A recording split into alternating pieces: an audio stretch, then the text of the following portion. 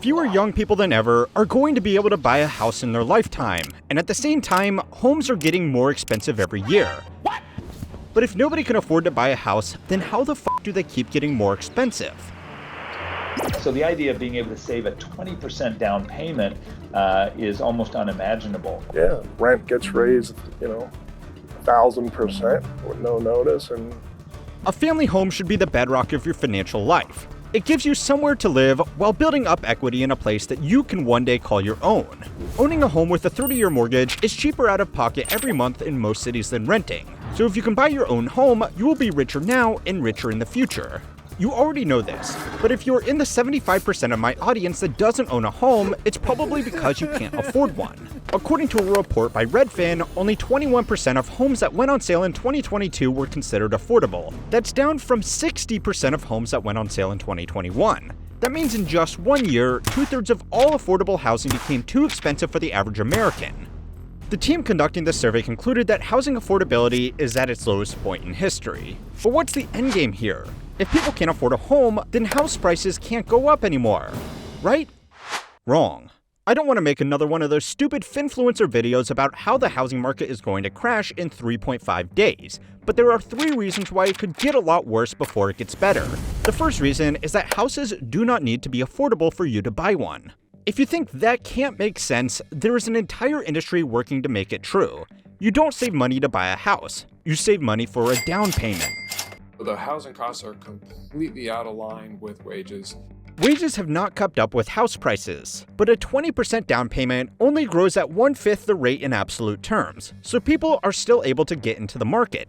According to Zillow, the average home sold in America in 2020 traded for $230,000. At the start of 2023, the average home price was $330,000, a jump of $100,000 in less than 3 years. According to Forbes, the average American makes a salary of $59,000 before tax. After federal tax and FICA, that leaves them with a take-home of $49,000. If this average person saved a ridiculous 70% of their take-home pay to buy a house, they would be just as far away from their goal after 3 years because the price of the average house grew just as fast as their savings. The average home earns as much as the average person.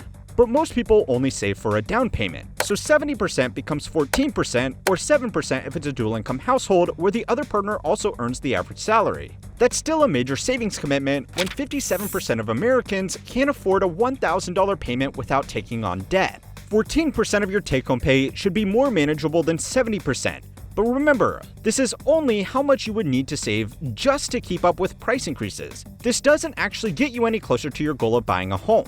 Lenders and banks with a vested interest in real estate assets across the country know that it is still hard for most families who also need to pay for food, rent, and other essentials that are outpacing wages. So they have moved the goalposts. A report by the National Association of Realtors found that the average down payment for a first-time homebuyer was just 7%, and the average down payment for a repeat purchaser that has had time to build equity in their previous home was only 17%.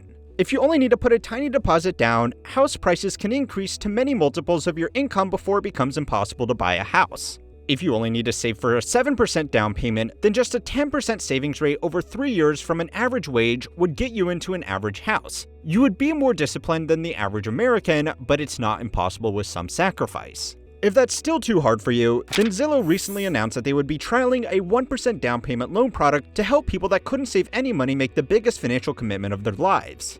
Here's how it works. The buyer pays a down payment of 1%, and then Zillow makes an additional contribution of 2% at closing. That is a grant and doesn't need to be paid back. So even though houses are making more money than you are, the price of entry is being reduced just as fast. But that's only to make the down payment. You still need to make the repayments, and if you can't put 20% down, what hope do you have of making repayments on a house? Well, it's time to learn how money works to find out if this circus really can go on forever.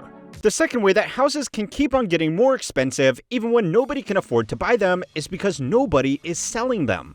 But we also don't have anyone putting their home on the market just because they have a 30-year fixed rate below 3%. So nobody wants to sell a home right now, and there are still plenty of people who want to move. Home sales in America are at their lowest level in a decade despite population growth. According to data from the National Association of Realtors, 6 million homes were sold in 2021. But now, only 4 million homes are selling at an annualized rate. Potential sellers with a home loan don't want to sell, because the rental market is even more unaffordable, and if they move into a new home, they will get a new home loan that has a much higher rate than what they are paying currently. Many people already moved during COVID, and another move so quickly would be too disruptive on their social and family lives, in addition to the significant interest expense of new home loans. The average homeowner spends 13.2 years in their home. After a flurry of home buying activity in the last 3 years, more Americans than ever are just settling into their new home, and they have longer than ever before they consider selling. New buyers are also choosing to wait out their purchases until interest rates drop.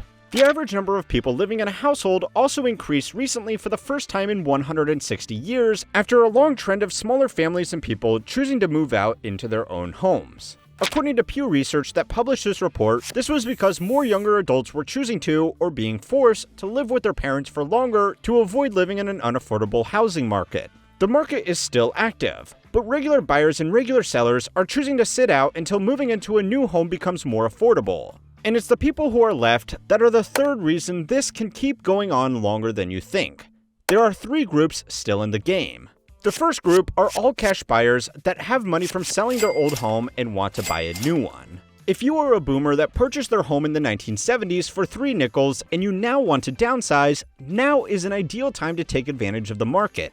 When prices are higher, the spread between a single-family freestanding home and a smaller property is larger, giving you more cash to live off of. The second group are people moving interstate. Unaffordable housing is pushing people out of expensive cities across the country. You would probably prefer to stay in your home city, even if you had a job that you could do from anywhere. Closeness to friends, family, and familiar amenities is why people only live 18 miles from their hometown on average. In defiance of the part-time hedge fund manager and full-time YouTube comedian Patrick Boyle, where should my friend How Money Works live?